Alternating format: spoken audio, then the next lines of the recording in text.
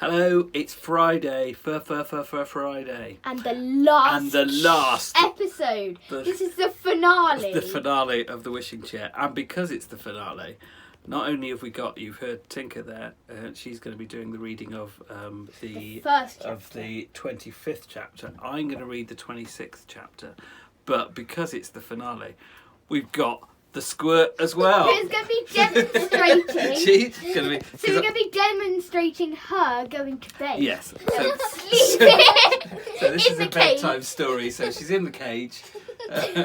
You've got to have the blanket on. We need to tuck you in. Tuck you in. This is bedtime for the squirt. Bedtime for the squirt. Right. So settle down. Yes. Settle down. Get comfortable. Let's cover off quiz questions from yesterday. Which waxwork I put did you two waxworks on the end, which were Victoria Beckham was the first one, and Cliff Richard was the second one. Okay, If you've been getting them all right, well done. Yeah.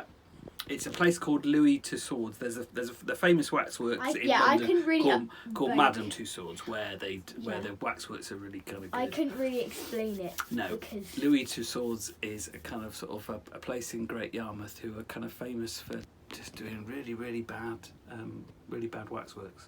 So I've got a whole bunch of those. So we can always add some more on at later dates, but it was Victoria Beckham, so Posh Spice, and Cliff Richard. What round are we doing today? I haven't really thought. I'll think during the kind of that sort of thing. I could do one on 4 weddings and a funeral. I could do it. Yeah. We'll do it at the end. Do it at the end. Or do you want to do it now? I don't mind. You can do it at the end. Yeah, we'll do it at the end. Remind me at the end. Right. Okay. Right. Let us get into Good night. Sleep well. It's bedtime. Squirt. Get back under your blanket. Get back under your I think blanket. it's getting really hot. It's not about. Oh my god. Okay. Right. So there's Tinker. You're going to be reading chapter 25. The Snoogle. Go for it. The Wishing Chair was off to find the Snoogle. If the Snoogle has your mother's ring, we shall have to find some way of getting it back, said Kinky. I wonder who or what he is. I've never heard of him before.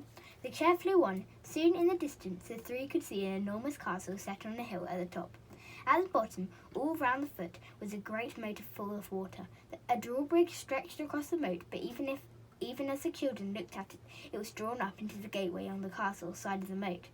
There's no way of getting in the Snoogle's castle except by flying, that's plain, said Kinky.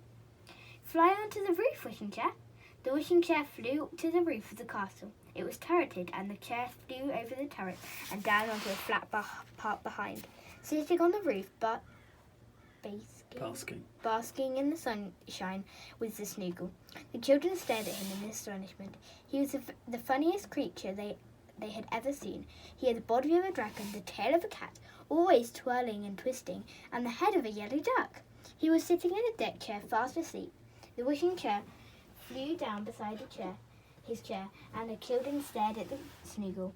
They did not get out of the chair, because really they hardly liked the look of Snoogle.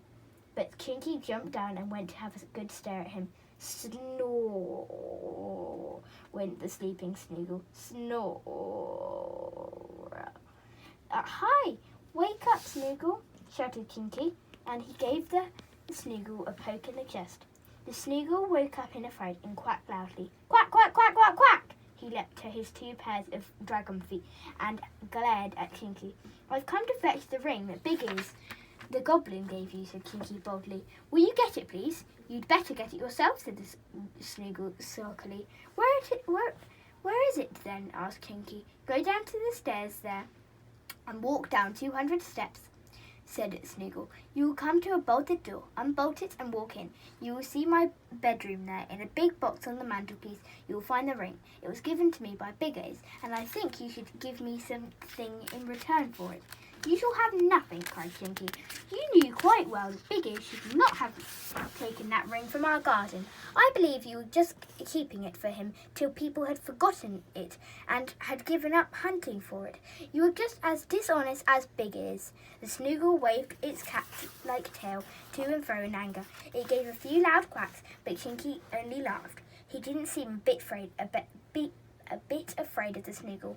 I'll go down and get the ring, he said to the others. Stay here. He ran down the steps, but no sooner had he disappeared down them than the Snoogle also went down, following softly behind Chinky. Oh, he's gone to catch Chinky, cried Molly. Shout, Peter, shout and warn him. So Peter shouted with all his might, but Chinky was too far down the steps to hear. The Snoogle waited for him to unbolt the bedroom door, and then, when Chinky was safely inside looking for the box on the mantelpiece, he slammed the door and bolted it. Quack! He cried with a deep chuckle. Now you're caught, you cheeky little pixie. Molly and Peter were running down the steps, shouting to Chinky. They suddenly heard the sound of the bedroom door being slammed, and the bolts driven home. Stop, Molly, said Peter, clutching hold of her arm. Chinky is caught. It's no use us running straight into the Snoogle as he comes back. Slip into this room here, and perhaps he will go past us up to the roof again. They slipped down into a nearby room. They hid behind the door, and as he passed, the Snoogle popped his head into the room and looked round it. But he did not see the two children squeezed tightly behind the door. Quack! He said loudly and went on up the steps. Molly and Peter slipped out of the room as soon as it was safe and ran to where Chinky was hammering on the inside of the bolted door in a furious rage. Let me out! Let me out! He was shouting. Chinky, Chinky, hush, said Peter. We're just going to bolt the door. Can't turn the page. The bolts were big and heavy. It took both Molly and Peter to pull them back. They opened the door, and there was Chinky, looking as angry as could be. To think I should have been trapped so easily, said Chinky in a fury. Anyway, I've got the ring. Look. He showed them a ring, and sure enough, it was the very one their mother had lost. Molly and Peter were so pleased. Now, I'll just go and tell that Snoogle what I think of him, said Chinky fiercely. I'm not afraid of any Snoogle, silly duck-headed creature. Oh, Chinky, do be careful, said Molly, half afraid. We've got the ring. Can't we just go quietly up to the roof and get into our chair and go away? I'd much rather do that. We'll get into the chair and fly away, all right, said Chinky, but I'm just going to tell the Snoogle a few things first. The children had never seen the little pixie look so angry. He marched up the steps and out onto the roof. Molly and Peter followed. The Snoogle was looking all round for the two children, quacking angrily. He was so surprised to see them coming up these steps, and even more surprised to see Chinky, whom he thought was safely bolted in the room below. Now look here, Snoogle, said Chinky boldly, walking right up to the surprised creature. How dare you try to catch me like that? I'm a pixie, yes, and a powerful one too. I can do spells that would frighten you. Should I turn you into a black beetle, or a tadpole, or a wasp without a sting? To the children's surprise, the Snoogle looked very much frightened. He was such a big creature compared with Chinky. It seemed strange that he should be so scared of him. I've a good mind to fly off in our chair to the Pixie King and complain of you, said Chinky. You will have your castle taken away from you then, for daring to interfere with a pixie. No one can get me out of my castle, said the Snoogle in a quacking sort of voice. I have a big moat round and a drawbridge that I can keep drawn up for months on end. Do your worst, stupid little pixie. Very well, then I will, said Chinky, but just to go on with. Take that, you silly Snoogle. Chinky took hold of the Snoogle's waving tail and pulled it hard. Naughty Chinky. There was no need to do a thing like that. It made the Snoogle very angry indeed, but he did not dare to touch Chinky or the children, for he really was afraid of Chinky's magic. But the Snoogle was not afraid of the washing chair. He ran into it and stood by it. You shall not fly off in your chair now, he cried loudly. Aha! That will punish you. Oh, yes, we will, shouted Chinky, and he ran to push the Snoogle away. But oh dear, whatever you do, you suppose the Snoogle did. With 4 hard pecks, he pecked off the red wings of the poor wishing chair. There they lay on the ground, 4 bunches of red feathers. Oh, you wicked creature, shouted Molly in a rage. You have spoiled our lovely, lovely wishing chair. Oh, how could you do a thing like that? Oh, Chinky, why did you make the Snoogle angry? Look what he's done. Molly burst into tears. She couldn't bear to see the wings of the wishing chair on the ground. Instead of flapping away merrily on its legs, Peter turned pale. He did not know how they would get home now. Chinky was full of horror. He had not thought that such a thing would happen, but it was done now. Well, I think you'll agree that you can't fly away now, said the Snoogle with a grin. Take your chair and go down into the kitchen. You can live there now. No one ever comes here, and you can't get out. So you should be nice company for another. Chinky picked up the chair. The three of them walked down the steps very sorrowfully. We are in a pretty fix now, said Peter gloomily. I don't know what we are going to do now that our wishing chair can't fly. Oh dear. We're about to find out what's next. Let's check.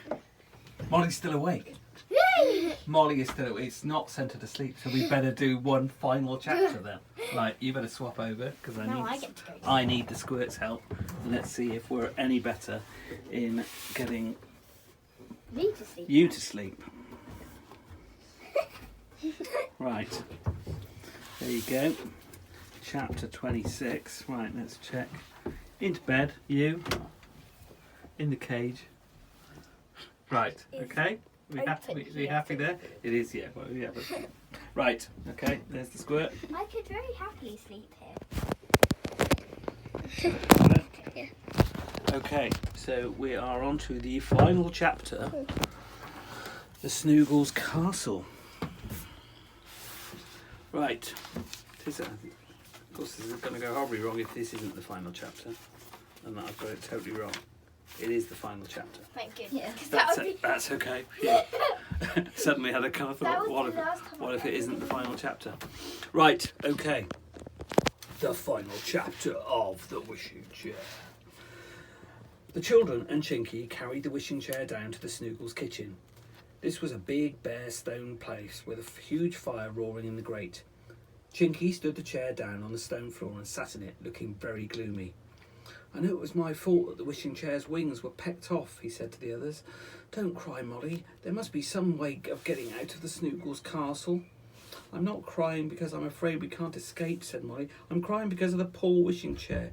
Is this the end of all of our flying adventures? It's horrid to think we may never go anywhere anymore. Don't think about that, said Chinky. The first thing is, can we possibly get out of here? Where is the Snoogle, I wonder? Here, said the quacking voice of the duck-headed Snoogle, and he looked into the kitchen. If you want any tea, there are cakes in the larder. And you might make some tea and put some cakes on a plate for me too. I suppose we might as well do what he says, said Peter. He went to the larder and looked inside. He saw a tin there with cakes printed on it. Inside there were some fine chocolate buns. The children put some on a plate for themselves and some on a plate for the Snoogle. Molly put the kettle on the fire to boil, and they all waited for the steam to come out, but nobody said a word. They were too unhappy. When the kettle boiled, Molly made tea in 2 teapots. She took 1 teapot, cup and saucer and plate of cakes to the Snoogle, who was sitting in the dining room reading a newspaper. It was upside down, so Molly didn't think it was much use to him, but she was too polite to say so. She couldn't help feeling too that it would be much better for all of them if they tried to be friendly with the Snoogle. She put the tray down by the Snoogle and left him. He opened his great beak before she was out of the room and gobbled up 1 cake after another. Molly thought he must be a very greedy creature. She went back to the kitchen, and she and the others munched chocolate buns and drank hot tea, wondering gloomily what to do next. Perhaps we could swim across that moat, said Molly at last. We'll look and see. When we can creep away for a few minutes, said Peter. Listen, said Chinky. What's that noise? Went the Snoogle in the dining room. The 3 looked at one another. What about poking all round to see if there's any way of escape now, whispered Peter. Come on then, said Chinky. They all got up. They went to the kitchen door and opened it. It looked straight out onto the moat. How wide and deep and cold it looked. Ooh, said Molly. I'd never be able to swim across that, I'm sure. Nor would you, Peter. And look, said Chinky, pointing down to the water. There are giant frogs there. They'd bite us, I expect. Sure enough, as Molly and Peter peered into the water, they saw the blunt snouts of many giant frogs. Ooh, said Molly. I'm not going to jump in there. I say, said Peter, what about the drawbridge? Couldn't we let that down ourselves and escape that way? Of course, said Chinky. Come on. We'll find it before the old Snoogle awakes. They went through the kitchen and into a big wide hall. They swung open the great front door. A path led down to a gateway that overlooked the moat. The door of the gateway was the drawbridge drawn up over the entrance. The 3 ran down to the gate. Chinky looked carefully at the chains that held up the drawbridge. "Look," he said to the others, "these chains are fastened by a padlock. The drawbridge cannot be let down unless the key is fitted into the padlock and the lock is turned. Then the drawbridge will be let down over the moat." "Where's the key to the padlock, I wonder?" said Molly. "I know," said Peter.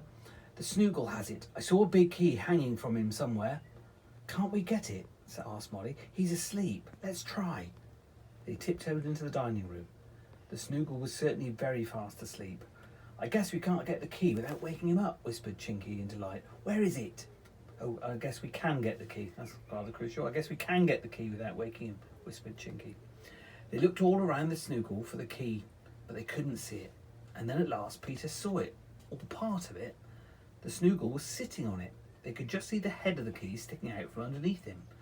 "No good," said Chinky, shaking his head and tiptoeing out. "We should certainly wake him if we tried to pull that key out, as he's sitting on it. I suppose that's why he sat on it, to stop us getting it." "Anyway, I expect the drawbridge would have made an awful noise rattling down on its chains," said Peter gloomily. "The Snoogle would have heard it and woken up and come after us." "What shall we do now?" said Molly in despair. "We can't swim the moat. We can't unlock the drawbridge and let it down." "There's one thing we might try," said Chinky. "I might try to whistle one of the birds down to a windowsill and tell it of our dreadful fix. It would fly back to Pixieland and perhaps the king would send to rescue us. You never know." "Yes, do that," said Molly, cheering up. The children and the pixie went up the stairs and into the bedroom. They leant out of the open window. Below lay the silvery moat. Chinky began to whistle. It was a soft whistle, but a very piercing one. Molly felt sure that if she'd been a bird, she would have come in answer to Chinky's whistle. Chinky stopped his whistling. He looked anxiously into the sky and waited. No bird came. No bird was to be seen. "I'll try again," said Chinky. He whistled once more. They waited and looked everywhere for the sign of a bird. "There are no birds in this Snoogle country," said the pixie with a sigh. "One would have come if it could." "Well," said Molly, looking worried, "whatever can we do now? There doesn't seem to be any way of escape for it all, nor any way of getting people to help us." "Let's go into each of the rooms upstairs and downstairs and see if there's anyone there," said Chinky. "We might find a servant or someone. They might help us, you never know." So the children and the pixie went into each room one by one. They were queer, untidy rooms. It looked as if the Snoogle lived in one for a bit, and then, when it became too untidy, went into another, and lived there until the same thing happened. There was no one at all in any of the rooms. Only the Snoogle lived in the castle. That was plain. "Well, we've been in many fixes," said the pixie gloomily, "but this is about the tightest fix we've ever been in. How I hate the Snoogle for pecking the wings of our dear old wishing chair." The children and Chinky went down into the kitchen again. The Snoogle was no longer snoring in the dining room. He must be awake. He was. He came into the kitchen, snapping his duck beak and waving his cat's tail. "Well," he said with a grin, "been all over the castle to find a way of escape? Ha ha! You won't find that in a hurry. Well, as you're here, you may as well wait on me. I'm tired of doing my own cooking and washing up. You can do it for me." "We won't then," said Peter furiously. "It's bad enough to have to be here without waiting on a duck-headed creature like you." "Hush, Peter," said Molly suddenly. "Hush.